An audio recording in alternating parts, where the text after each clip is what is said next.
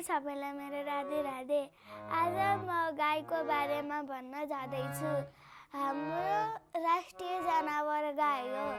गाईले घाँस खान्छ, गाईले कुडो पनि खान्छ।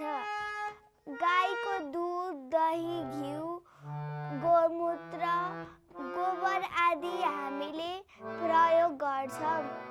गोबर हामीले व्रतबन्धमा प्रयोग गर्छौँ। दुध हामीले खान्छौँ। यी सबै गाईहरूको प्राप्त हामीलाई चाहिन्छ। गाईलाई लक्ष्मीको रूपमा मानिन्छ। गाईलाई तिहारमा विशेष पूजा र सम्मान गरिन्छ। गाईलाई तिहारमा फुलको माला लगाई टीका लगाइदिन्छ, सेलरोटी खुवाइन्छ। गाईको 4 खुट्टा, 2वटा सिङ, एउटा मुख हुन्छ। गाईको गोबर मल बनाउन प्रयोग हुन्छ।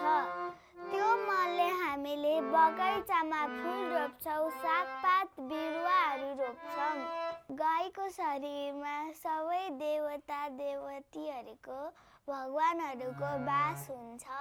गाई राष्ट्रिय जनावर पनि हो। अरू जानकारीहरू पनि म लिएर आउँछु। मेरो विभूति न्युपानेलाई सब्स्क्राइब गरिदिनु होला।